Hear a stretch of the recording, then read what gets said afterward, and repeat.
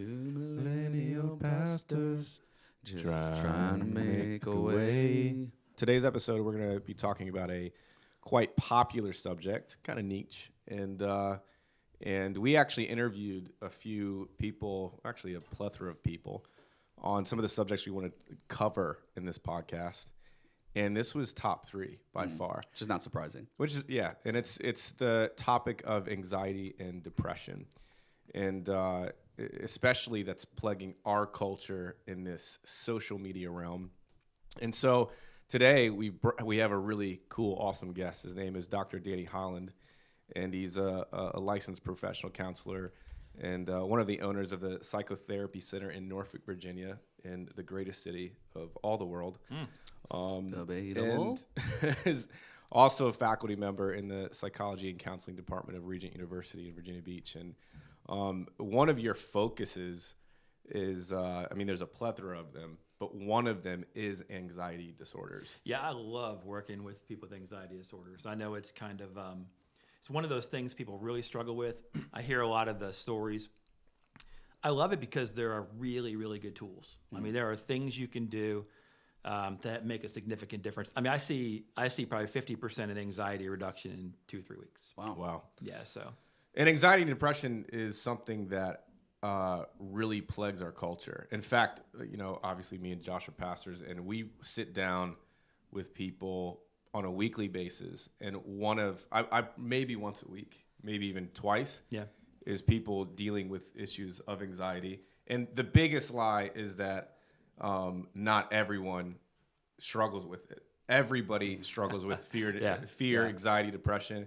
In fact, I was listening to a podcast of UFC fighters, and you would think these guys, they're beasts, and they fight people for a living in a cage in front of thousands of people, and the interviewer was asking them, well, what does it look like when you're before you go out and fight?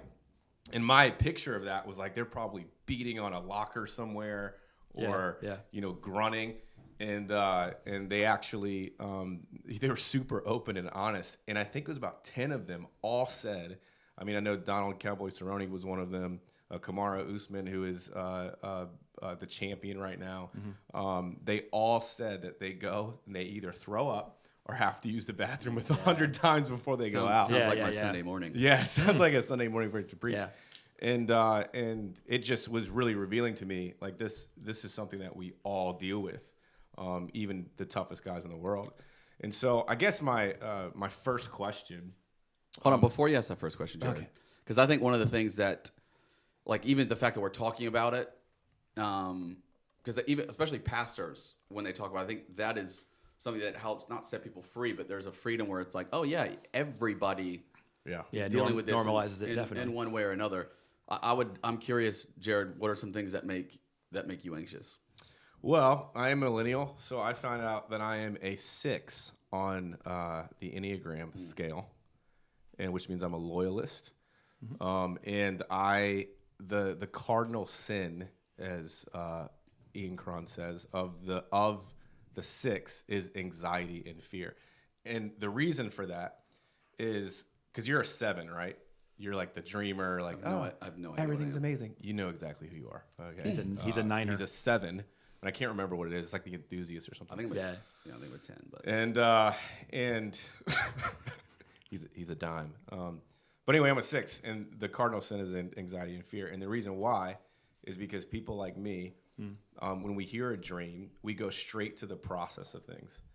And so if Josh, the enthusiast, has a dream that everyone on Easter Sunday is going to be able to jump out of a plane. It's going to be great. We're going to have 20 planes, and everyone's going to be able to jump out of them. And I'm already jumping to the process of it and what that means. And so that causes extreme anxiety for me. So even as public speakers, that brings extreme anxiety speaking in front of people. What's going to happen? Am I going to have to pee when I'm up there? Am I going to throw up? Am I going to say the wrong thing? And so, in fact, I remember when my senior pastor first asked me to do an offering talk.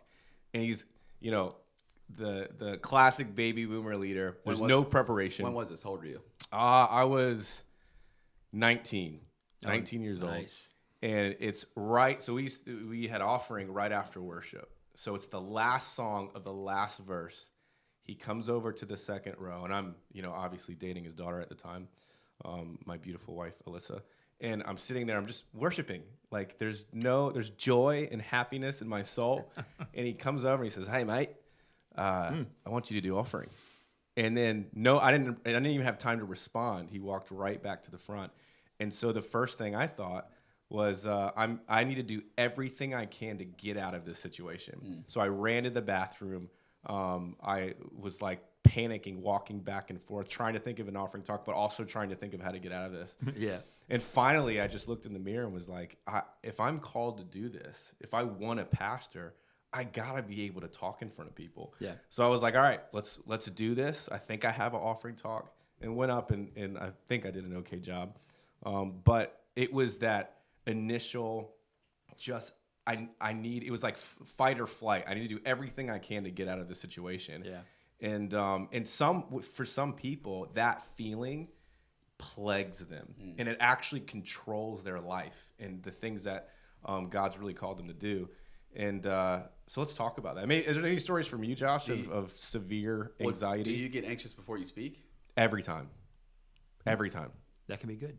It's gotten better, and I've learned to live with it and actually become friends with the feeling of just like, I'm gonna feel this way and I'm gonna act accordingly. Like, if I know I'm gonna be really nervous, the second that nervousness comes in, I'm like, all right, you're here again, but I'm still gonna speak and I'm still gonna do this. And I really like the idea of becoming friends with it. Yeah. Like knowing that it's gonna happen, it's gonna come, and being open and wrestling with the fact that I know this is trying to control me. Yeah. And Oh, absolutely. I get anxious before I speak, for sure. I think I remember before I spoke at Wave Conference, which for me was like one of the most daunting speaking environment for me.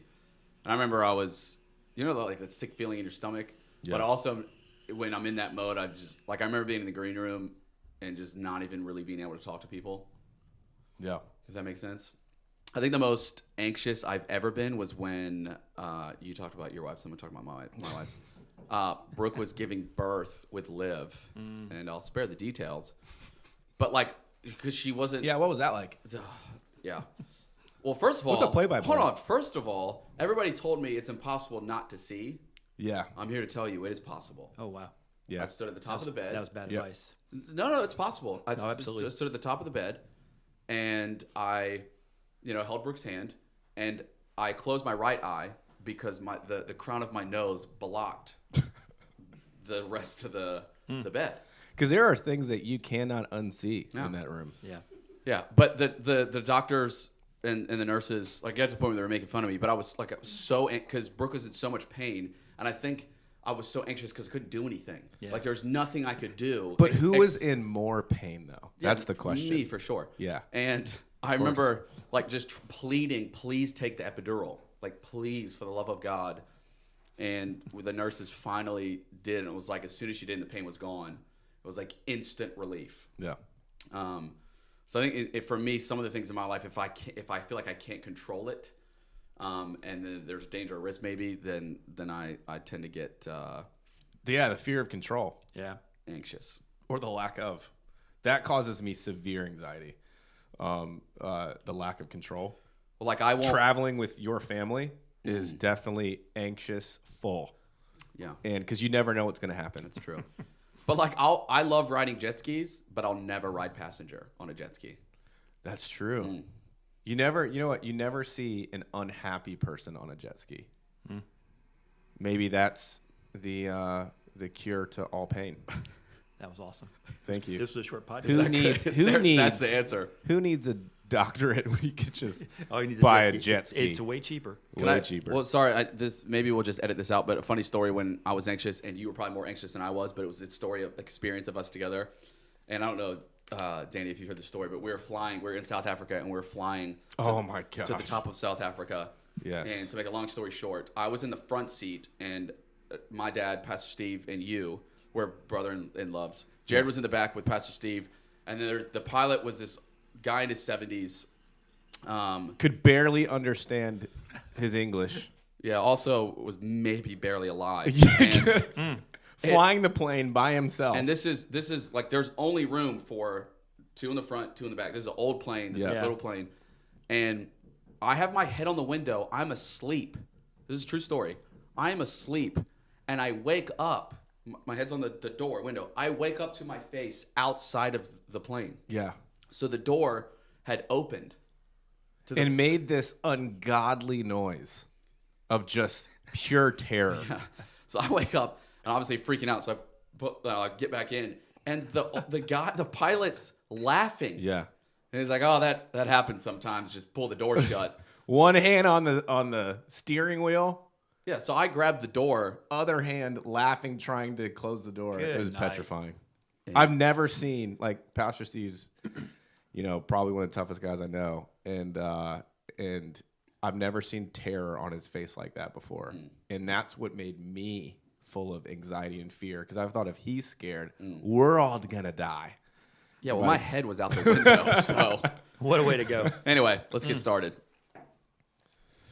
Yeah, so I guess the first question, Dr. Danny, is why anxiety and depression plagues our culture today? And I guess it's a loaded question, but what is the cause? And I guess I guess first we have to define it.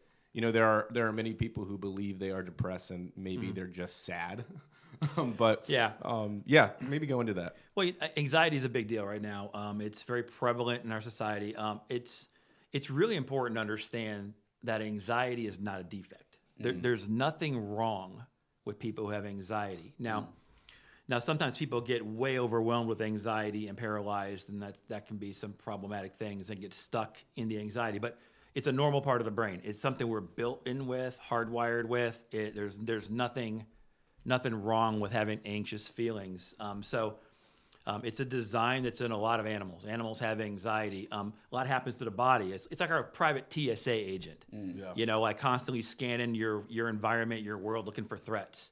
And that's what we have in that anxiety, that alert system. That's what it is. And so, it's really kind of, you have to understand that dynamic because we live in a culture where we are bombarded with information.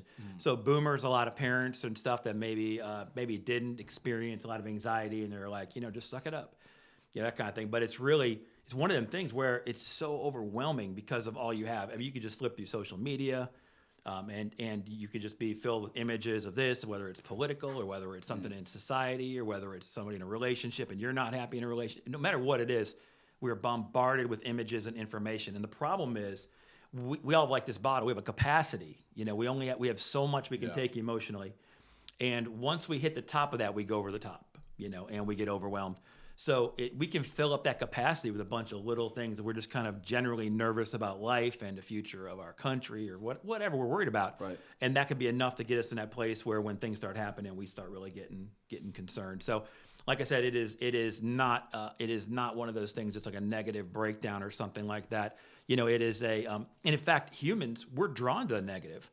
Like we don't, I promise you guys didn't wake up this morning and go, man, my right arm feels amazing.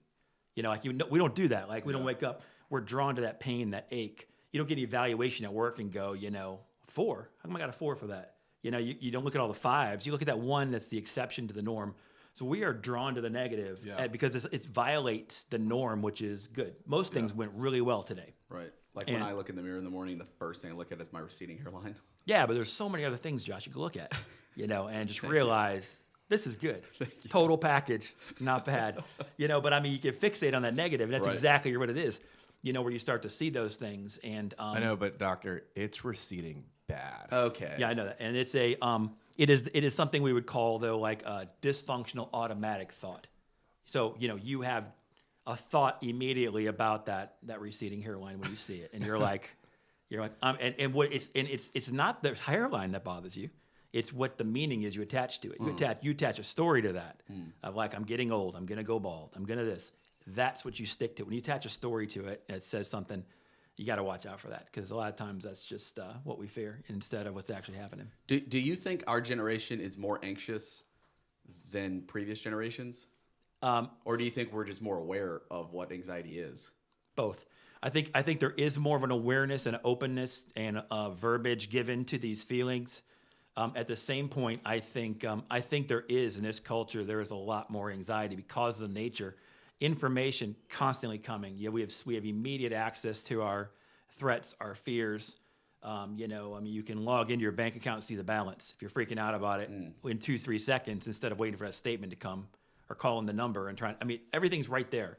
So it's it's really difficult for people to mitigate and deal with a lot of the rapid feelings coming. Do you think because we're so aware of, like, especially young people, where because it's, I don't know, so prevalent, and even the word anxiety, to where if we're not careful, we could even attach that to ourselves, and we may not even be anxious or even depressed. Like Jared, we talked about that, where some people may, just because it's talked about, we know what it is. Oh yeah, I'm just depressed. And it's like, well, maybe. And it's a popular statement in our culture. Like, no, it is. I'm anxious. I'm dealing with depression. When really, and some people don't want to use depression because of this black cloud of like something's wrong with me. But anxious is more normalized. The problem is the same part of the brain gets activated. So anxiety and depression look very similar. I have a lot of people come in to see me and they think they're anxious and they're depressed, or people come in with depression and they're actually have anxiety and worry, because depression is more focused on the past, things you can't change, things you can no longer control, where anxiety is more focused on the future of what might happen. Okay. And so that can make a difference. Is it important, Jared was even talking about his, what is it called, Enneagram number? Yeah. Is it important to understand how we're wired? We're all different, right? Our personality type, our past, our family upbringing. Is it important to understand those things? Do they affect how we handle things that may trigger anxiety or may cause depression? Is that important in this conversation? It can be. If you don't go there, you can still treat anxiety by doing, when it happens, doing what you're supposed to do with it. I'll tell you in a minute. But I mean, you can address it either way. But all of those things have a makeup of how we were raised, how we were brought up. So understanding where different triggers are coming from our past is a big thing. Understanding the Enneagram and knowing what's your number, what's your tendency, what your core fear is. Self-awareness. Yeah, self-awareness can give you some insight when you feel anxious of how to address it and go, oh, this is because of this. Right. Again, that helps build a narrative around the experience of anxiety that gives you some control over the anxiety, right? So that's really that's where it gets powerful. I mean, whether or not you agree with the Enneagram, what was cool about it for me was that I identified with it. I said, oh, my cardinal sin is anxiety and fear, and it's because of this. And I started to notice that once you tell me we're going to do something, right? And if you live in a world like ours, there's some times where things are last minute, or they are like, hey, we've got this big vision, make it happen. That causes great anxiety for me because I know what it's going to take to get that done. And so just knowing that about myself really helped me to overcome it. Yeah. I guess my question would be, if those who are listening and they're dealing with anxiety or they feel like they are, how can you tell the difference? How do you know if you're depressed? Yeah. So, it's a dramatically different thing between being sad and being depressed. Right. And remember, when you label things, especially for more what I do, labels are groups of characteristics. That's all they are. So if somebody else sees what I say, they know what that characteristic is. Depression is not a life-defining label that people need to hold on to. But the depression, when you hear these different words and things, it really speaks more to the level of difficulty, or the how much it's impacting your world. That's really the big difference here. Because you look at a lot of this stuff and you're thinking sadness is normal. Mood swings. You can't find a human being that doesn't have mood swings. Yeah. But that doesn't make you bipolar. But how much dysfunction is it causing? How much is it interfering with different domains of your life? When it starts to cause a significant problem, that's when you start looking and saying, okay, I need to manage this a little bit and figure out what's going on to try to get some help. So, it's a little bit different there with there's certain levels of depression that are real mild, this meh feeling for like 2 years. That's one diagnosis for 2 years of that, or sometimes people have a much more intense depressive feeling, and just being able to identify that and have that self-awareness and say, okay, yeah, something's going on. I want to figure out what it is. Just kind of makes a difference. So it's all about the brain chemicals firing. And sometimes, when we have 60 psychoactive drugs in our brain, and You know, when something great happens, you get excited, serotonin, dopamine, norepinephrine fire. When things are kind of down, you know, you have depressants that can fire. Things aren't going good in your life. Things aren't, you know, every domain you look at, things are tough and they're a struggle. You start to realize, I don't need serotonin. That's what your brain's like, we don't need that. And so you get this flat feeling. So some of that over a long period of time, you can just deal with that, you know, and kind of get some skill on it. Are certain personality types more prone to depression than others, or what's your thought on that? You know, some people do have a resilience to trauma. You know, some people go to battle and experience it and have traumatic issues, PTSD. Some go to the exact same battle don't. It just some people's minds are more pliable in different areas. I don't think there's a specific. Some of the personality types are more prone, but it's not as clear. I use the DISC system a lot, the DISC, and with that, there are certain personalities that are more prone to depression, and most of those are more they're more introverted. So they go in, they're afraid of criticism, so don't say anything, and they ruminate. Because I'll be honest, if time healed wounds, I could find a different job. Wow. Like, I mean, time infects wounds, and when you just bury stuff and you keep it inside, I promise it'll come out.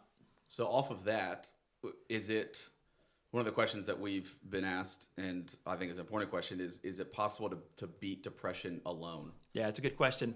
You know, and you know, well, you golf, Jared. You golf? No, Okay, good. I hate it Okay. with a passion. Well, I'm right between the two of you. Like you love golf. I have tried golf, and I've tried. It's awful. It's awful. Well, it's awful. And there's 18 of them, you know? There's 18. Yeah, You got to go through. Well, you know, there's a That causes me anxiety and depression just thinking about there's a level of hand-eye coordination that actually, you know what? I didn't tell you this. You know what my mom said about you this last week? I'm nervous. We were talking about something. Did she say, wow, Some I just athletic. love No, dude, are my... you ready for this? We're talking about No, some I'm level, not prepared. I don't think I'm prepared. I Some- just love my some level. son-in-law. No. Some level. She does love you, but some level of sport. And she, and I quote, like I'm so glad she said it this way. She said, well, Jared's not, because she's trying to say in a nice way that, you know, you're not coordinated. She said, Jared's not, this is what she said, Jared's not well balanced. Well, Oh, no, we're talking about how you fell off the scooter. That's what we're talking about. I hit a pothole. Shazzy, come on. You're not well balanced. But I did defend you because I said, actually, Jared he's athletic. He's coordinated. Thank you. I'm not, but you know, I'm just offended that she would think I wasn't. There's so much love in this room. No. What were we talking about? We were I talking don't about remember. you golfing. Oh, golf. Oh yeah, Because- sorry, we interrupted you. No, you didn't interrupt. That was good. That was very interesting. Yeah, I so- think you should use another sport, but it's fine. You're fine. So no, golf no, it no, is. this will be perfect then. Like, you know, so when you golf and then you're like, when you go get a coach and that coach tells you slow your backswing, teaches you what to do, and you finally start hitting the ball straight, you've had that happen, I'm sure. You realize then how much fun could I have had for all those years of golfing that I didn't get that instruction. You know, and you know, I run into a lot of people. In fact, according to statistics, you know, marriage counseling, people come about 6 years too late. Wow. So for 6 years they're saying things will get better. Let's try this, maybe this. We don't really need help. But how would you like to have them 6 years back of being in love with that person you fell in love with years ago, and getting things out of the way earlier? So can you beat depression alone? You can try, and you can kind of work on it. You can better yourself and watch some stuff on TV or YouTube videos or whatever. You can do some things to get better, but I don't know why you'd want to not jump in and get some extra eyes on things and get quicker guidance on which way to go. Okay, I want to go a little deeper there. Go for it. Two things. One, what would you say are things the main contributors to people not bringing those things to the surface? I would think for me in my own life, it would be pride and shame. Yeah. Why? Yeah. I know I need help. I need to talk about something. I'm the only one that goes through this. Yeah. Everyone Ooh, else is perfect, ooh, yeah. and we're obviously because have I can issues. understand. You know, even a married couple where it's like, well, we don't want to go to counseling because it's like, well, it looks bad. It's like, no, we all need help. So do you think those are the things that keep us maybe from bringing those things to light? And also, even beyond, can I defeat depression alone? How important is community?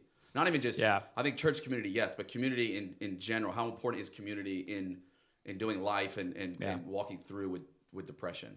Yeah, well, and both really good points, but I think what we call that in psychology is meta emotions. A meta emotion is a meaning that we attach to a feeling. And so, in other words, a lot of men think, well, if I'm afraid, that means I'm weak. Well, weakness is what you attached to the fear or to the sadness or to whatever. Right. And that happens a lot in counseling is people have these feelings and meanings to it, where counseling is coaching. It is about saying, okay, let's improve this, small improvements to make a different direction. So getting some professional feedback or people coming in to see you guys, that coaching can really help them kind of make some improvements and get moving in a direction in a way that's really effective. I think that shame, that guilt, and that I shouldn't need this, I'm weak. I mean, all those narratives that people have come up with keep them isolated and keeps them down in that pit of not getting any better over that. Instead of just saying, yeah, this is going on, what can I do about it? And move it and stepping your way through it. It's, whole thing of definition of insanity, doing the same thing over and over again, expecting a different result, really kind of getting around that. But to get to your question though about loneliness and community, I mean, we are just not designed to do life alone. Right. Like as people, that is not in our design at all. And so walking around people and having an intentional relationship around people supports us, lifts us up, and gives us that connection, and can be powerful. Because when you're alone, you come up with silly ideas of how to fix things, and I think that's where the enemy attacks you the most is when you're trying to do things by yourself. Well, the enemy doesn't have to destroy you. Yeah. All he has to do is distract you. Yeah. If he can isolate and distract you, your influence is shot. Yeah. And I like the idea of we this week have been with a guy named Don Leachy, who's a great psychologist and kind of been helping us walk through some stuff. He's a good guy. As a team, and one of the things I'm probably going to jack up the saying, but he says, I'd rather meet you at the top of the hill, or rather build a fence than meet you at the bottom of the hill with an ambulance.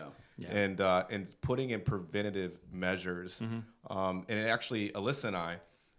My wife, we actually sat down for the first time with a counselor, and there's nothing wrong. We just want to make sure that there isn't anything wrong, and to have that preventive measure, and it was super amazing for us because we left the meeting going, we're not crazy, high five, like we're actually doing pretty good. Yeah. And if there is ever any issues, that we have the good boundaries in place to be able to talk about them, and the 911 couples, as we call them, to call and go, hey, we're having some issues. Can we talk about this with you? Yeah, exactly. And that actually helped some of the anxiety and fear that I had. Yeah.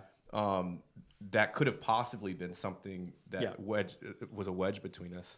Yeah, having that openness and connection, having that conversation. Because there's areas of your life. We talk about golf. How much more important is it that we're high performers in our marriages, in front of our kids, and we create that healthy environment, It's not about just this perfection we have to have. It's about saying, what can I kind of eliminate? What can we do to be a little better percentage for each other? Danny, why do you think, this thought of loneliness? Because I think we've talked about this, time and time again, we hear, I'm lonely, or I feel lonely. And we've never been, as a culture, more connected because of the internet, social media, but maybe never heard so many complaints of feeling alone. Yeah. Why do you think that's the case? Well, I think we are more connected than ever. I think we have more relationships, more connection than we've ever had. Significantly more. The problem is they're all surface level. Mm-hmm. There is this surface level facade people put on. Nobody gets divorced on Facebook, or the internet. Like you don't see the deep things going on in someone's life. All you see is the cool trip they went on and all this other stuff. They just project what they want to project. So you have these artificial and void of any vulnerability connections with everybody. So you feel like you just got to put up whatever your best is to be with their best. The highlight reel. And the highlight reels have fun with the other highlight reels, and no one's getting real.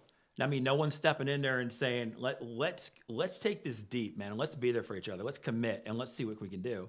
And I think that's really where people have this. They have a feeling that they want connection. They're frustrated by this surface level knowing each other and stuff that's really not the connection they want. So we're more connected than we've ever been before. But we've also been. I think there's a lack of real intimacy. Yeah. More than ever before, because we are trading in the text for the face-to-face conversation. Exactly right, yeah. And I think it wears on the soul. It does, and it sets the expectation of what the exchange is like, and it's almost scripted. We know what people are going to say, and just the little kind things, and instead of having that real deep connection with somebody and doing life with people. Doing life with people is not just these little surface level connections. And I feel for I guess it would be Gen Z. I feel for those who are trading in like the text message connection for face-to-face real vulnerability, and they're finding that I was reading a study the other day of Gen Z. They're actually not having sex like never before. Like there's this. They're actually being moral in that way. Yeah. But because they have a phone, they're able to connect sexually through the phone instead of through real intimacy, and they're trading that in. And the studies are showing that because of that, is causing anxiety and depression. Yeah. Because they're it's like trading in one thing and reaping the hurt and the pain for another. Yeah, you get all the hurt, all the shame, with none of the actual intimacy of an intimate act. Yeah. I mean, you have this surface level video thing where you can project and just show what part of you want to show, look good with what you want to project out with, and that profile picture looks like whatever on this on these dating sites, whatever. But they're not really. They're not having that actual connection as much where they actually are. Not that sexually is the way to do that, but it's really a matter of having that actual connection where that vulnerability comes in. With trust and vulnerability, that's how you get there with trust. There's not that many opportunities in relationships with this younger generation to actually have trust. Yeah. There's all this surface level things we project like a media packet in our generation to see how many Instagram followers we can get and look all cool, and there just isn't that deeper level of connection. That's why we hear things happening, people getting suicidal attempts and stuff, and we're like, where did that come from?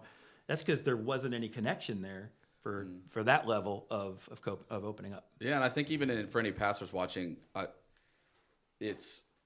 I'm astounded with how many pastors, like youth pastors or pastors similar to our age, to have surface level friendships but don't have real deep relationships, deep friendships. Man, And there's nothing can substitute for the real connection that you have with a real person. Yeah, especially it was a big problem. Your wife. Can I get an amen? Amen, brother. You guys already talked Amen, about it, brother. though, man. I feel for you because, that's exactly where you're at. I mean, when I pastored, I was young when I started pastoring too, and people have this image and expectation of you, and just getting around. Sometimes, when people get real, they're like, well, that's, I don't want to ruin their image, and I don't want them to know what's kind of going on, and so there's this feeling in pastoral leadership of projecting having it all together, Right.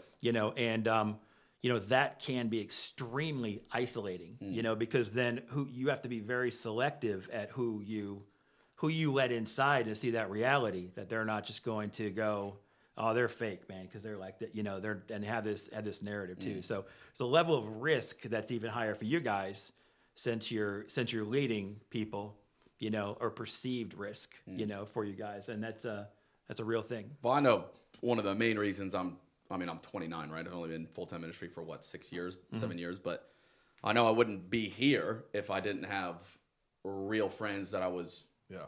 That deeper level, I think, is just even accountability, where they know everything about me. We can celebrate the wins, but also knowing and understanding my weaknesses. And Jared and I both, and anybody in ministry has had close friends that either make mistakes or even just walk away, where you kind of found out after the fact the accountability level wasn't really there. Yeah.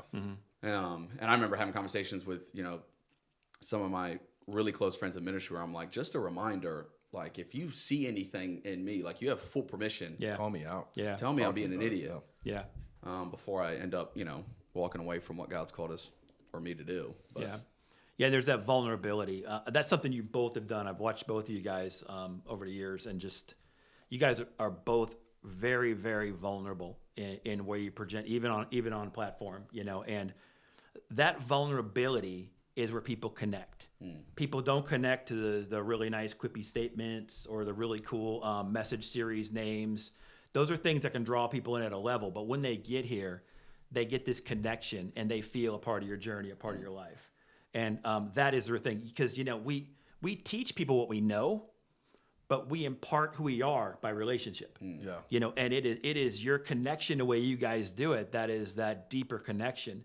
What we say is fine, but I mean, like even Jesus did it. Jesus was like, look, I don't longer call you servants. I call you friends. And the next statement is, and greater things than this you will do. I mean, I'm imparting to you. Jesus said, I can only do what I see the Father doing. Yeah. He didn't say what the Father told me I can do. He said it's a relational. What I see the Father doing, that's what I can do. I can only do. I'm limited to that.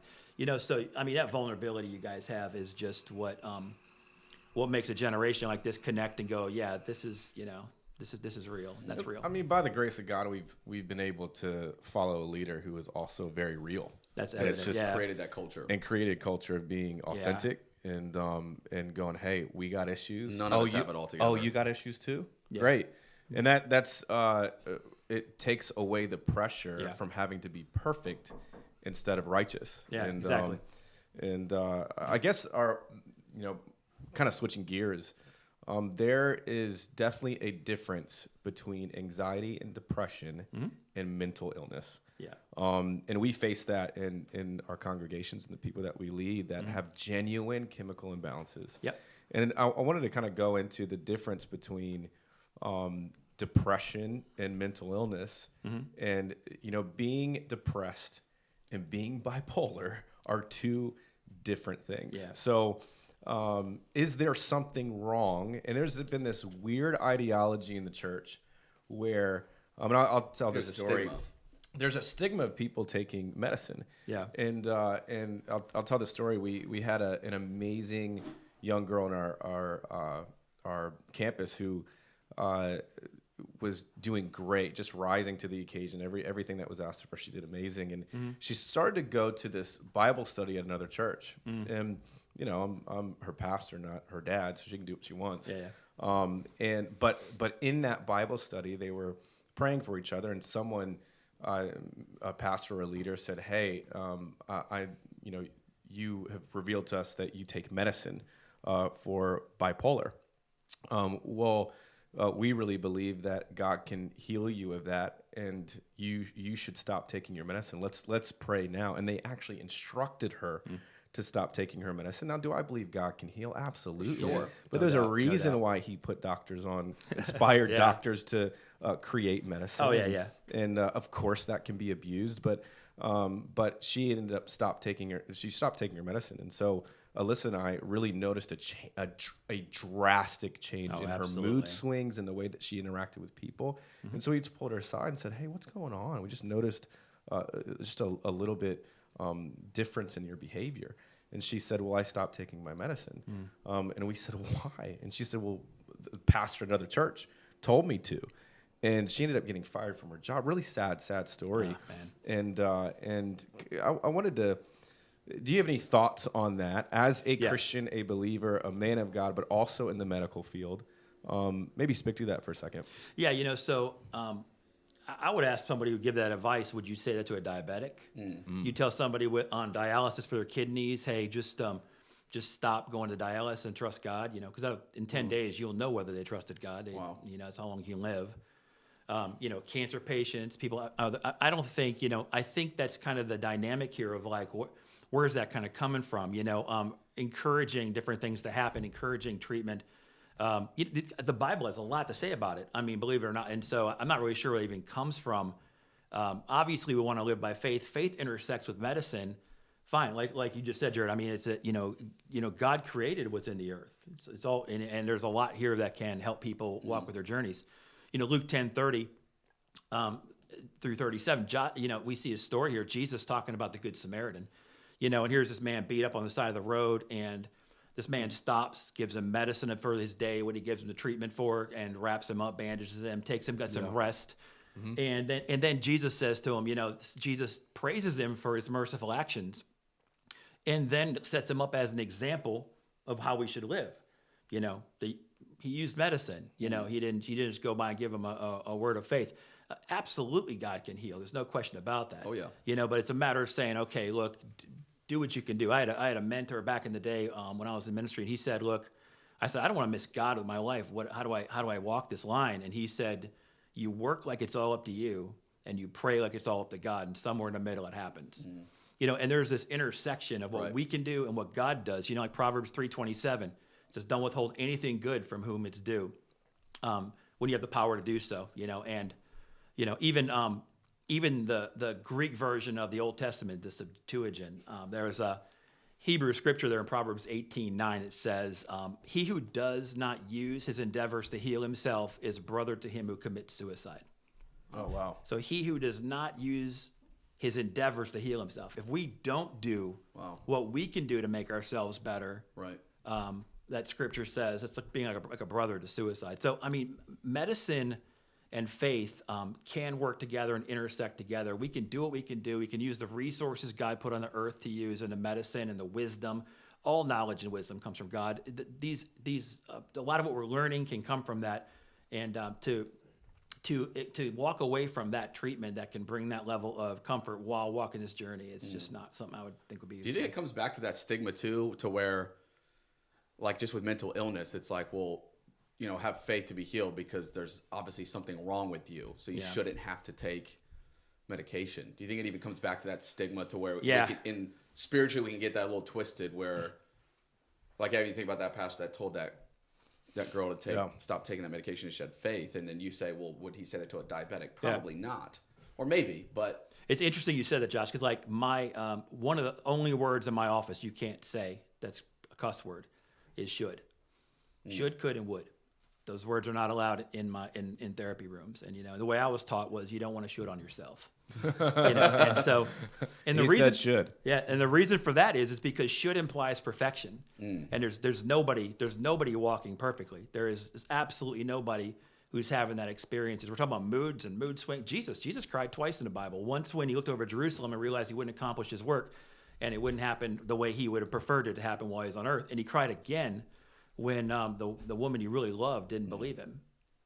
You know, two interactions just like what we would experience. You know, and there's these emotions. It's a normal part of life, and so having those moments. But yeah, some people isolate themselves and think there's something wrong with them for having these feelings when these are normal responses to human experiences.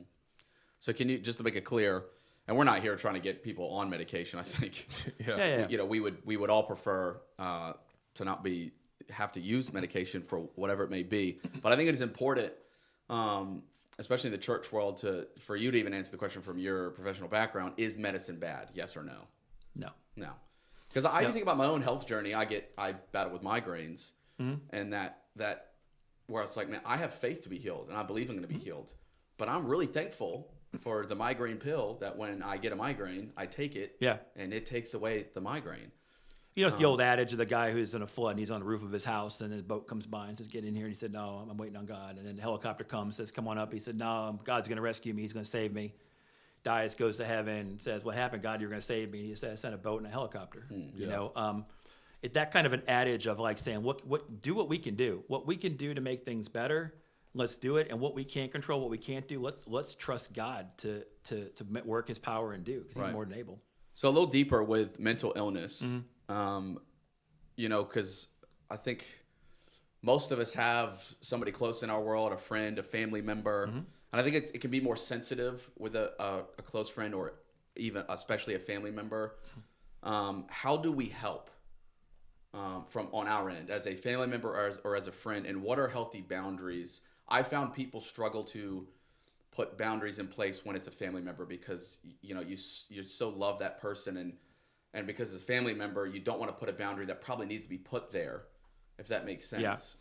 The first thing you need to address, the very first thing, is that family member needs to address their own expectations of that other person. You can't have an expectation that they can provide something or be a certain way, and then have that kind of and they're always failing that expectation. The other thing I would tell them to do, and this is critical, is a relationship is a road into someone's life. That's the road. The more relationship you have, it's like a bridge. The more weight you can carry across that bridge. If you want to speak into someone's life who's struggling, you have to develop that relationship and keep it strong. Focus on the relationship more than the message. Because if they hear Charlie Brown's teacher, that's a relationship issue. That has nothing to do. If they feel that judgment, they don't feel that connection. So the relationship is critical. And then, really be empathic. Listen to them, hear their journey, and try to tap into a feeling in yourself where you felt like you're struggling or out of control, and just try to be with them and be present with them. What's crazy is this: there's a lot of study on brain regulation where, like, if there's a baby on the other side of that door and a mother were in this room, just if the mother moved close to the door, the baby's brain would react, and the breathing would react, and everything would react. When you're just regulated around somebody and you're peaceful, you can help other people be regulated. And so. But again, setting those boundaries is critical because, good fences make good neighbors. That's the reality of it. And being present, you can be present in someone's life who's got some dysfunction if it's not making your life dysfunctional. And you don't have to get on the roller coaster with that person. Right. You can be present with them, set the boundaries, and say, this is where the boundary is. I want to be in your life with some kind of level. Right. Sometimes you have to just not internalize what they're saying or the way they're doing it. It's like going to the zoo, and sitting in, I love the zoo. I go to the cat house in Milwaukee County Zoo where I'm from. Like, there's like a 4-inch glass, and there's like a tiger, like as close as that table is to me, giant tiger. You never worry about the tiger coming through there because of that glass. Right. Sometimes you got to be present with people who are dysfunctional or having struggle, and just realize, this is happening. I'm just going to stay with them, and instead of withdrawing, just leaning in to them and being present with them. When you said cat house, I thought you meant like a cat zoo. I don't go to that other kind of cat house. No, I'm talking about the one in Milwaukee Zoo for clarification. Big old tiger. The tiger, real tiger. Yeah. So Danny, practically with anxiety, that we know there's tools, there's things we can do to move forward. Yeah. What are some of those tools practically? Like, what can we do? If for anybody that's even watching that's struggling dealing with anxiety, what are some things like we can do right now? And with that, when and how, I love hearing from you, from the professional background and life that you have. When and how does God come into the conversation? Yeah, good question. Yeah, so understanding anxiety, like I said, it's the alert system of the brain. It's normal. It's not a defect. What you got to understand is once anxiety hits, we go into that place Jared was talking about, the fight, flight, freeze, like when he's up on the platform. I mean, that fight or flight part. So that's the amygdala, the back of the brain. And everything goes there, the amygdala gets super resourceful and shuts off other parts of the brain and body that are not necessary. So the front of the brain, a prefrontal cortex, that's where your thinking, your good decisions come from. There's no activity. Once you get elevated, whether it's when you're flooded emotionally or you have this anxiety and fear. So the part of the brain that's active is this immediate fight or flight. Josh, I know you love spiders. So like, don't you dare. I'm going to go there, brother. I got you. So like, if there were a spider in a room, like people would jump and land back down. That's not a good move for a spider. You'd be better off to run away from the spider. But the part of the brain that thinks rationally and says, I'd probably be better off to move out of the room, that part turns off under stress. So you get short-term memory. People get in heated arguments. People don't actually remember what happened because the part of the brain that keeps memory doesn't count. The body starts shutting off. The digestive system, reproductive system. Zebra getting chased by a lion is not running past a girl zebra going, she looks good. Right. It just keeps on running because it's going to die, or past a tree going, I'm going to come back for that. Right. It just keeps on going. So understanding that the brain gets hijacked when you're under that is a really big key, because you're not getting the best version of your brain when you're in the actual presence and working with the anxiety there. Wow. And so what happens is, the brain keeps track of events. Like if you were bitten by a little white dog when you were 6, your brain's like, ooh, that hurt, little white fluffy dog. You'll see every little white fluffy dog within 200 feet of you, because Right. you just see them. You're there. Your brain's like, there's a threat. There's a threat. Wow. That's why people who suffer with anxiety are exhausting. It's exhausting because you're constantly scanning for threats. So you got to kind of realize the brain's kind of looking like that, looking for triggers. People often have stuff happen in relationships, and then they're bleeding on to the next relationship. The new person does something different, similar to the old person. Well, they must be cheating too. That's really just triggers from the past. So understanding triggers is a big deal when you're dealing with anxiety. Now you can deal with anxiety other ways other than that if you don't know the triggers, but it's really important to understand that's the way the brain kind of works. It's constantly tracking, constantly looking for these threats. So it can react in different ways and it can do what you need to do to keep safe. So knowing that, the critical part of anxiety is understanding that it is not data driven, it's emotionally driven. You know, there is just not a rash of little white fluffy attack dogs running around the city. Right. They're just not there. Right. You know, so it's about the intensity of an experience, not data. So what we like to do is, you know, we explore our anxiety. I'm going to figure this out. Why I'm so anxious. Let me look at this, and but it's a cloud. There's nothing there. So when we recognize it's anxiety, like Jared, like you were talking about, it's perfect. When you recognize it's anxiety and you realize I'm going to be okay.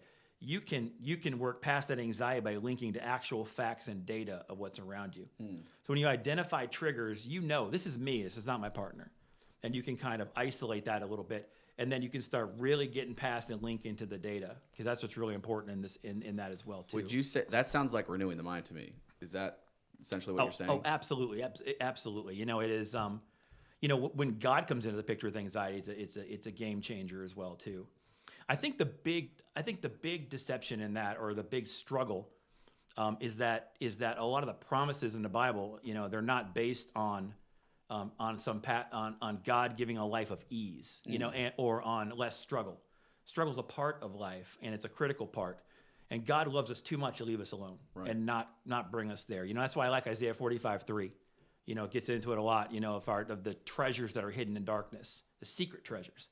You know, there are things we gain in moments where we don't know God's around, and struggles we have and that affect us. Those are powerful moments for us. Even Hebrews 5, I mean, it says that Jesus himself, Jesus, Son of God, was made perfect through suffering. I mean, he was actually made perfect and learned obedience. And then it says, having been perfected, he became the author of our faith. You know, I mean, he didn't come from heaven perfect from heaven, did not come equipped like that. There were lessons learned, things learned through struggle in life that can only be learned in those areas. Like Hebrews 12 talks about it a lot, of just, you know, letting go of the sins that entangle us. But the part in front of that's interesting. It says, it specifically says, every wound that has pierced us. And the literal translation of what to remove, those things that cause us to stumble, are literally pull out the spear tips, it says, that are in us. Those wounds that cause us to trip up, and the sins we so easily entangle with, and run out the race for us. But the race is not this race around a track that's being referenced here. Right. It's actually a different kind of race that's specifically about obstacles and struggle. So there's a lot of struggle written into our Christian faith that are critical, you know, and so, you know, it's really important we understand that we're partnering with God. And, you know, I try to tell people it is critical we understand that in our own lives, if we yield ourselves to God, with all the struggles and difficulties we have, if we just yield ourselves, it is the height of arrogance to believe that we will not accomplish what God put us here to accomplish, and we will not fulfill his plan, because he is infinitely able on his end to bring us where he needs to bring us that healing if we do what we do, you know. And so that's why it says in Hebrews that what we're doing, like you're saying, renewing the mind, right, is fixing our mind, fixing our eyes, not on the natural, on what we see, but on the author and the perfecter. Fixing our eyes on the author and perfecter. And we go back to the isolation, you know, being in community, being in church, being in community groups. You know, sometimes we think, well, that's a lot. How am I going to do all this stuff? And thinking to yourself, well, how can you give up an opportunity to readjust and fix your eyes on Jesus? You know, so really kind of having that thing where you have that connection, you know, and being able to do that. But you're right, the shame and just releasing yourself from that shame and realizing there's something to gain from this struggle, and reframing that as, okay, there's something I'm going to take away from this that's powerful, and walking in that. That's good. You know, we cut our teeth on youth ministry. So there's times when we sit down with people and we're like, you know, young people, and they're, you know, like, I'm depressed. My girlfriend of 3 months broke up with me. Yeah. It's just the end of the world. Yep. We're like, you're not depressed. It's going to pass. But then there's people that we sit down with that experience deep tragedy. Yeah. And they're depressed and anxious for a real reason. Absolutely. And you know, early on in pastoring, I was probably pastoring for about maybe 6 or 7 months. You know, I grew up in a single parent home, and my mother remarried when I was 16 to this amazing guy who a huge reason why I'm a pastor today is because of the prayers that this man prayed.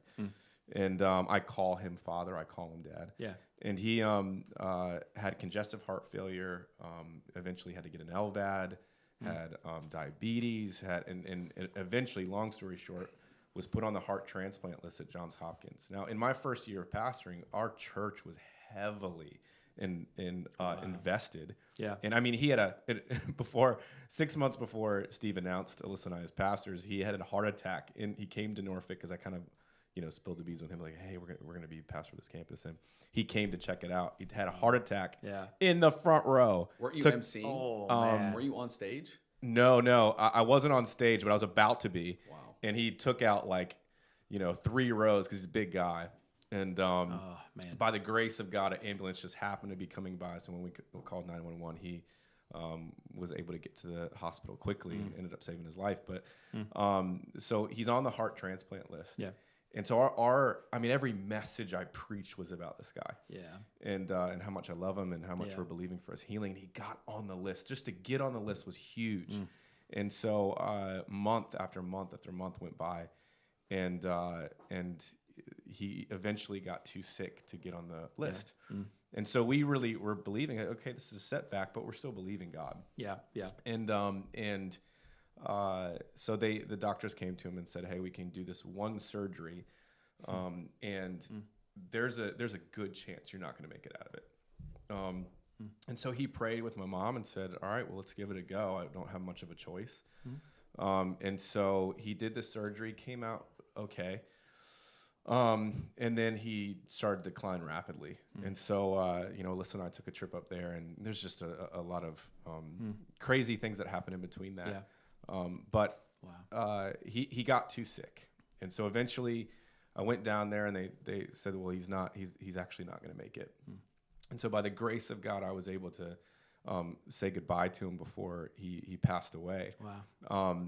But in that moment, super tragic. This was like a 10-year. It was drawn out. It wasn't like he suffered for a long time. It was really hard to watch it. And to just see my mom, who had been single and believing for a husband for 12 years, finally gets the man of her dreams, and he passes away in this way. It was really hard for me. Yeah. In fact, I just started pastoring, and I actually almost fell into deep depression because I actually started to believe that God could no longer heal. And it caused extreme anxiety for me because I'm like, I just became a pastor. I've been doing everything I can to fight to be here. Yeah. And finally get on staff and have this dream job, and now I don't believe I can do it anymore. And I we buried him, and on a Saturday I preached on that Sunday. Yeah. And so it was really hard. And after a week of just kind of, not mourning very well, I called my mom and I said, hey, I'm having a tough time, but I randomly asked this question. I said, what were his last words?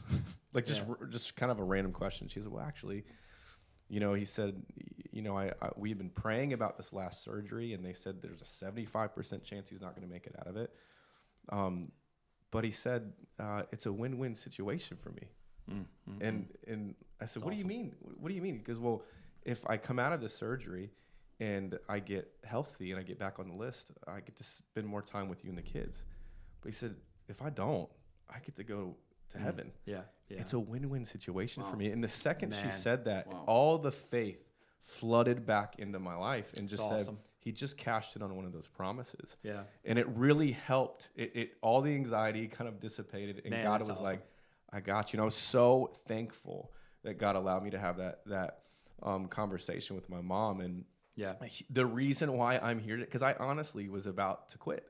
Let's just say I don't believe in this anymore. And just for a moment, it wasn't for a long time, but for a moment. And I don't, everyone that's listening probably don't know this, but Danny was actually the psychologist on call that we had this awful shooting in Virginia Beach, where at a municipal building where 12 people lost their lives, and you were the one, is a national story, and you were the one that was tasked to tell the families Yeah. that they had lost their loved ones. They had no idea what was going on. They were all kind of stuffed in a gym or a school, Just waiting to find just out. waiting to find out if their loved ones had, survived this, and explain that, and maybe tell us, deeply tragic, Yeah. very scary, and maybe tell that process, and walking people through deep tragedy Yeah. and how to overcome it as believers. Oh man, and your story. I mean, I think of your story too, and I'm like, what would today be like if you didn't have had that depressive moment and not seeing that new reality of what Yeah. God had done? But Virginia Beach was a horrible event, and I went by to see if I could help, and ended up walking from 6 p.m. until 1 a.m, giving the worst news anybody could experience to these families. And it's so hard to communicate to people. It's not okay what happened. And it's okay to not be okay with things that are not okay. It's okay to have those feelings, but it's very hard to try to understand why things happen and search for meaning to try to make sense of it. And it is a tragedy, and just walking through with understanding and realizing the pain involved in that, going back to the teenagers lost a girlfriend, depression comes when you're carrying more weight than you can carry, and so whether that is significant, but on that day, you're looking at families carrying weight that was unthinkable immediately. Nobody is equipped to just carry that all of a sudden. And so walking with them, being there with them, staying present with them is critical. But as a Christian, it is tough. It is tough. I like I like the story in Luke 19. Jesus is doing all these miracles, and he's doing all this crazy cool stuff, and like people are watching these things happen, and then John's in jail, but John's like, hey, well, I heard some stuff's going on with Jesus. So people come over and they're like, hey, John wants to know if you're the Messiah. Of course, he's not revealing himself as the Messiah yet, but Jesus says this to him. He says, now go back to tell John what you've seen and heard, all the blind eyes opening, healings, people raising from the dead. He goes through his whole stuff. And then he says this. He says, tell John these exact words. Like he goes, this I want you to say specifically to John. John in jail, sitting there. The one guy who's really looking forward to me coming more than anybody in the world, knows I'm a savior of the world, knows I'm the promised one. Tell him these exact words. And those words were, blessed is the man who does not feel I have let him down. That was the words. It wasn't like push the gate and it'll open. Right. It was like you're still in jail. Yeah. But blessed are you. Wow. There's times we got to trust God's character Right. and his goodness when we don't understand his hand. Wow. And we go through these seasons and they're tragic. We live in a world that's broken and fallen, and it affects us all. And some more than others, some more intensely than others. But sometimes God lets us be in the fire. God is always working all things for good, and he's with us and walking with us. But it's very, very difficult to walk through something that intense and still feel like you have that hope and still feel like you can get around, carried on.